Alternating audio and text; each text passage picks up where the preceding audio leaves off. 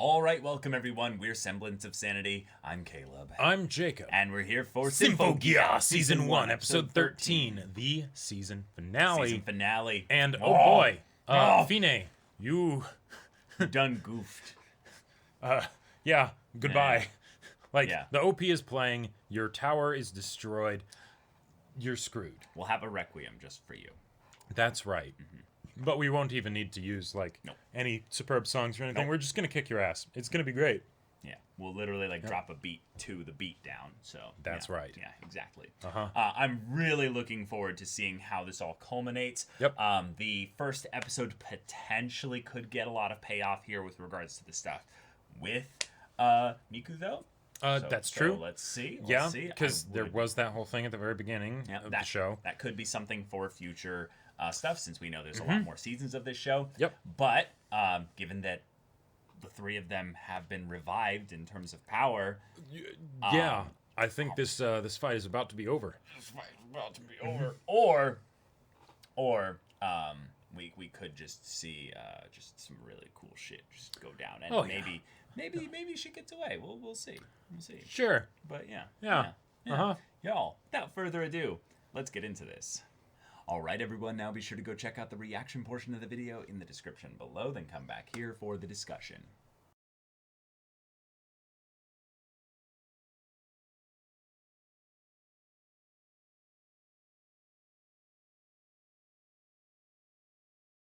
And we thought the fight was over. Yeah.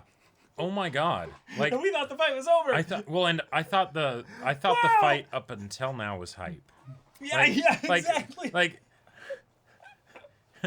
This was, but no, that was them holding back. Yeah. That was the basic stuff. Now we have everyone juiced up, hyped up, amped up, powered up, transformed to their new freaking forms or what have you. Super cool outfits and everything. Yep. And, wings that they fly aloft telepathy on the and voice.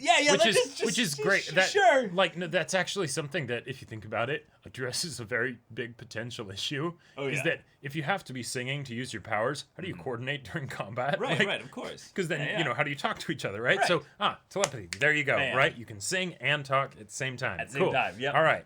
But, man, the cool right. factor for this episode was just too damn high. Yeah. I love, personally, the way that they used in a lot of ways it is kind of like a MacGuffin, but basically the Durandal as basically this power-up device to then have her use it, Fine, and then that's the thing which, okay, cool, well, we're fucked. It's two relics. Okay, nothing we can do. Phonic gain. Okay, sure. Shooting crazy lasers and shit and summoning millions of noise and But within seconds of seeing how powerful Fine is, they were able to devise a strategy of, okay, cool, we can still damage it. Right. Once it gets damaged, we go inside the hole where we regenerate from, do some damage to Fine, and then she'll have to recede back the shields in order to use her power, and then at that point, you come in and BAM! Disarm!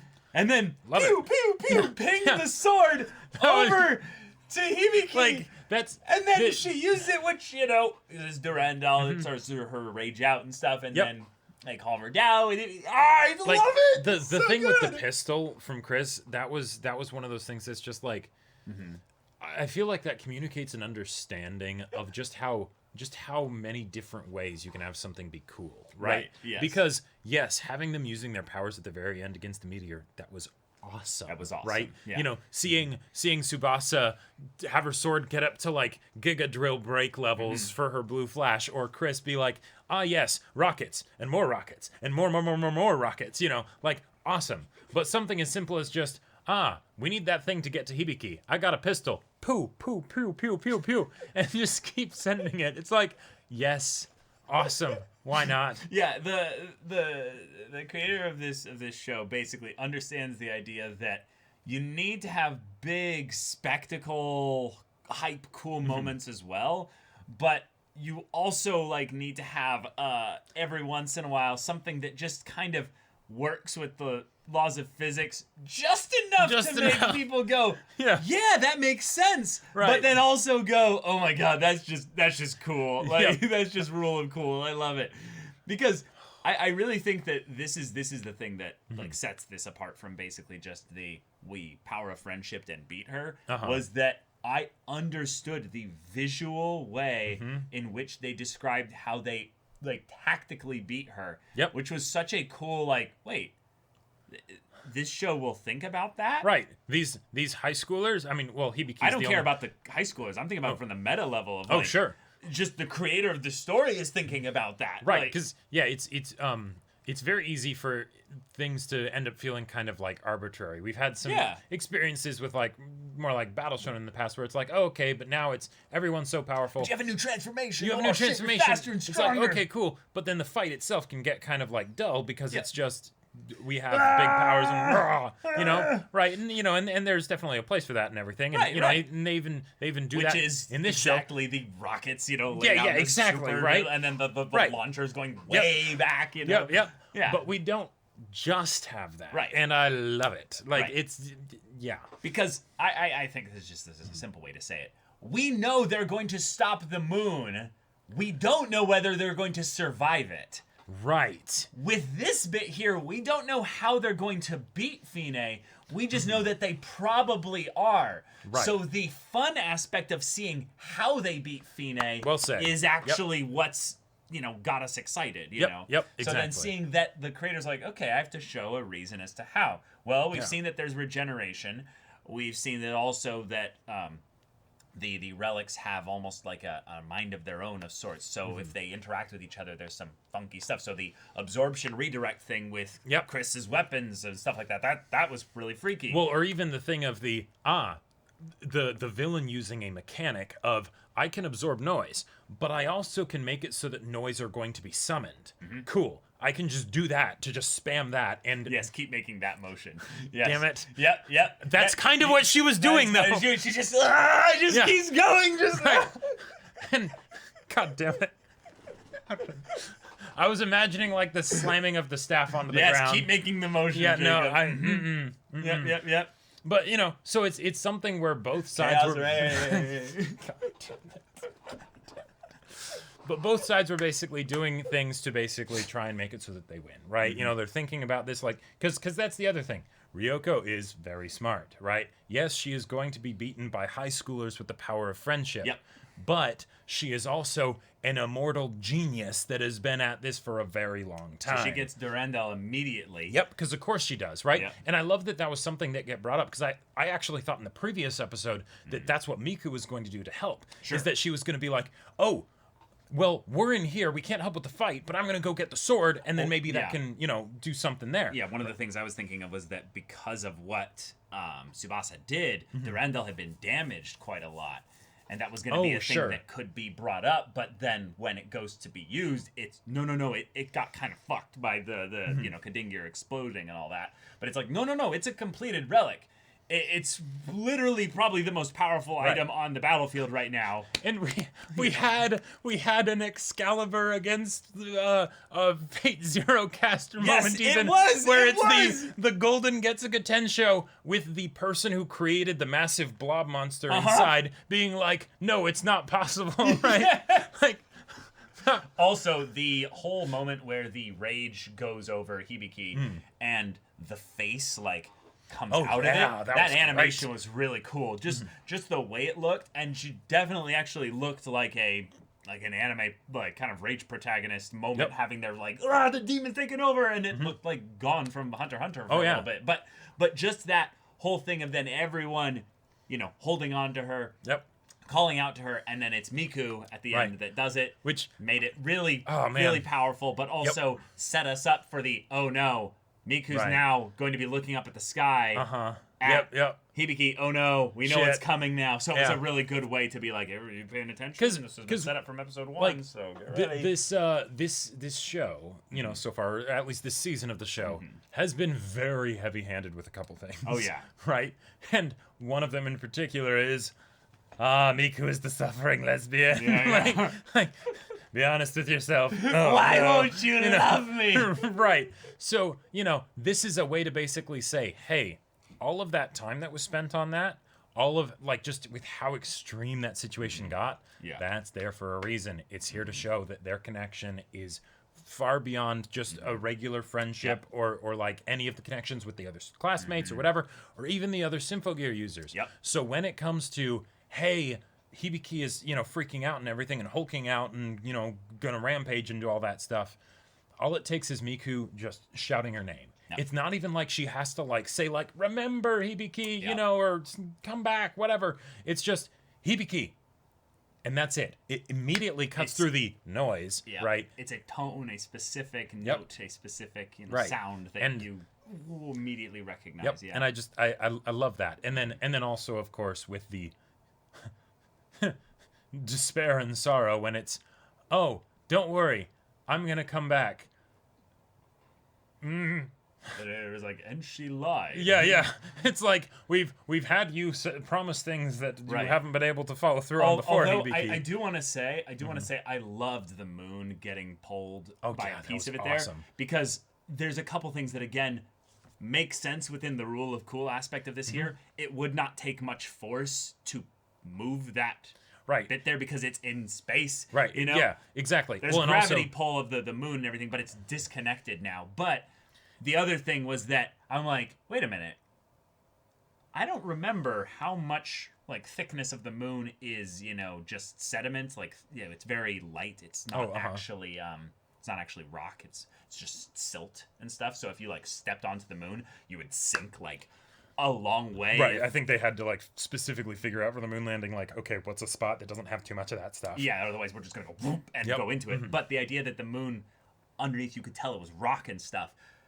Regardless of, what that would do, I don't think it would do much to the Earth, but the city and the people there was a very simple way to be like, we of course could fly away and maybe fly like, 50 people or something. But this area is going to be decimated. And that's it. Okay. But based on the size of it, I did some like quick math in my head and was like, that might be an extinction level event. Actually. No. It's not big enough to be. I don't think it's actually big enough to do that much. Because it was like, I mean, it was only a chunk of the moon, which is also a sixth of the size of the Earth. So it's you're right. So you a sixth of the mass. Sixth of the mass. Yeah. So I know. Right. So it's right. Yeah, so I could do quite a bit, but the thing is that I don't know. It's much bigger than if Mount Everest were to, fall to Earth, right? Like right. Like so, and it's not necessarily moving that quickly either. I'm sure eventually when it hits, it would start to accelerate once it enters the atmosphere. It'd move pretty fast, but yeah. Like, but I was just thinking about it, I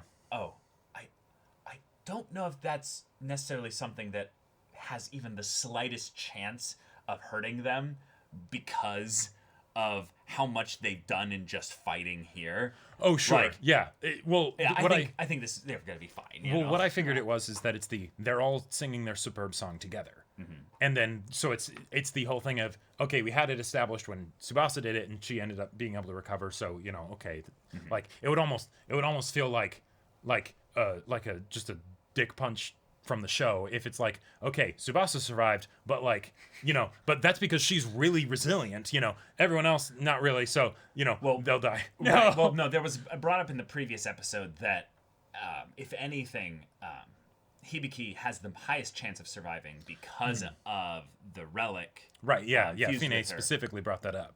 So I, if anything, kind of based on the size of the moon, the power up that they had and all this, I kind of didn't really think that there was any chance that they would die. Well, so the biggest reason why I thought that they wouldn't die was because it's like, okay, this show goes for 5 seasons, right? Oh, like, totally. But then at the same time, but if they didn't know that it was going to be 5 seasons, like, right. What a way, if this is like a passion project thing that you're making, right? Yeah. And you're like, okay, I don't know if it's necessarily gonna, be able to go anywhere. We just can do the 1 season, so let's do it and go out with a bang. And this episode is totally that, even with them surviving, right? Sure. 100%. Oh, absolutely. Right. But if they're like, no, they are going to die. Yeah. And then Miku and everyone else watching, they become the next generation of Symphogear users or something like that, right? Like I would have loved to see, like, because I don't think it really works as well, but if they had them basically be like, well, something happened when you all sang your songs together. Sure. And we can't. You guys have transformed. Like, you guys have become something more than human. You harmonized or whatever, and now... We can't actually have you go and talk to Miku or anything like that until we've really spent a good amount of time studying this. And that would have been, like, a brutal thing to have, like, a full season where Miku actually thinks that they're dead or something. And then it's the whole thing of where we think they're dead too, because it's revealed in episode 1 of season 2 that they lived, because they're like, oh, we're getting another season. We're getting to do more of this. Okay, they survived, but something happened. And I think I would have bought that, but I like this ending way more than my, theoretical ending, because having them basically be like, oh, we probably just need to recover. That's what we did the last few weeks. Sorry, we were in the hospital, just getting fixed up and everything, and we can't actually share this stuff. But even though Miku's already been brought into the exactly. But it's the thing of where I convinced them, you're now officially we've gone through all the data and stuff, because this was a global event. It wasn't just that our people like you and stuff. We had to clear this up with the world. Right, now. That was something that I really appreciated. It's the bit on the subway where it's like, so this was considered the largest breach of constitutional rights and stuff, and the history of the country or whatever, and blah, blah, blah, all this stuff. And it's like, oh yeah, no, that would be a problem. Suddenly the Genjiro being like, oh, I trust you. I know the situation. Sure. It's suddenly no. Yeah, you can't do that. Sorry. That's not gonna fly anymore. Right. So what's exciting, potentially, and this is why I think that I'm not sure whether or not the moon part would have, what that would have done to the Earth. It would have done a lot.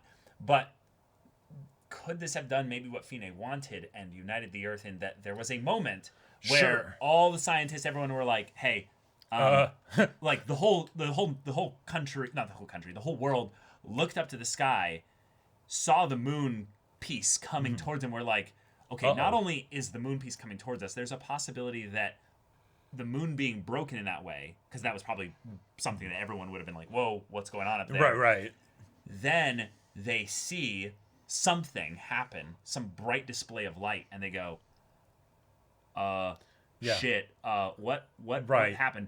Now, the existence of this, Symphogear and all that, then creates this, I would say unifying force for world peace. You might literally have something that, at the very least, given that in that direction, maybe? Given that you did have a singular enemy of mankind for a while. Yeah, a big rock. Well, sure, the big rock, but for then about also 5 minutes, yeah. Right, but even just the fact that Fine existed. And Fine did this. Yeah. Even if she's gone now, even though she's not going to be gone forever, right? That's the kind of thing where it's, oh shit, we're not alone in the universe, right? And then apparently there's some entity, God thing that is legit out there, and and we now have reasonable evidence to support that they did something potentially malevolent to the human species a long time ago. Did we just get the whole course of the show laid out for us then? Because think about it. If humanity then unites and they start building the stairway to heaven. Sure. Yeah. Because now it's we must, rail against the gods. Well, not rail against it, but just we want to meet God or gods. Yeah. Then it's the thing of where, oh, nope, you're doing too much. I'm going to have to step out of my... Step out of my domain to push over you back down. Right, yeah. And then it's okay, but we don't like that. But we're ready for that, actually. Right, exactly. This could get really crazy then. Yep. I think, the episode going full trigger and going into space and stuff was fantastic. That was but great. I'm particularly excited because the implications of Fine having this conversation with Hibiki feels like the kind of thing that won't ever really get brought up in another season, except potentially maybe the series finale. The potential thing of where this is right. Because this is one of the things that's kind of curious, right? Yeah. With the first season, it's okay. We don't necessarily think we're going to get a second season, so we go all out. Yeah. Do the season as is on its own. Right. Cool, and it's really awesome. They get a second season. Okay, they still have no guarantee necessarily they're going to get a third. But that's where, that pattern can start to change maybe, right? Right. I don't want to make too many assumptions about, like, when they started knowing, like, they could get more seasons or right. I'm just like saying that's something that we do not know as of yet. So as we get into future seasons, we'll get to see what kind of pacing they decide to take with regards to the escalation. Right. Yeah. Because the whole thing with, like, God and all of that stuff, that could easily be like series finale type stuff that they're setting up here. Right. That could also just be season 2. It could be, like with how this show has taken things to just crazy hype levels and everything, I would not be surprised if that was season 2. And then it's, how does this continue past that? It's, well, they figure it out, they do it, and it's amazing. I mean, yeah, I'll hold off on guessing on that level. I was just meaning the idea of when you have a season like this that's so perfectly wrapped up. Yeah. One of the things that you can do when you decide to then have it continue and do more is that you use all of this as the foundation work for a longer story, because then if you have more than one season, then you have potentially as many as you need to tell whatever story you want to tell. So the story getting enhanced by, this is the true next stage of humanity. They have telepathy. They can fly with their Symphogear. That's just a thing. That's no big deal. Right, and that's probably something that even just Symphogear as a thing will probably be a lot more widespread because of how global of a phenomena this was. Right. So therefore, I think the story is going to go a bit global. The the world basically needing to think about how do we protect ourselves from moons falling and stuff. Yeah, that's a good question. So yeah, I need to think about that. The way the ending kind of gave the thing of, hey, we didn't get world peace. Right, the noise is still out there, and But the idea that, but everyone clearly saw this, like everyone, at least of great political import, saw this. Right. So what does that mean?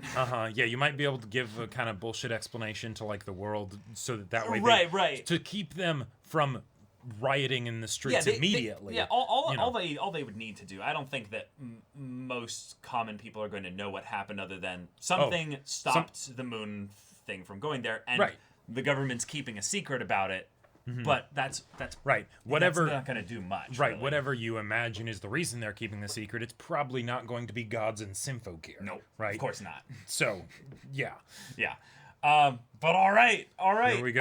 Here we go. That was one hell of a finale. Yeah, I really loved it as just a we combine our powers, red, yellow, blue. Let's bring it all together. And I gotta say, I absolutely loved what happened with Miku in this episode.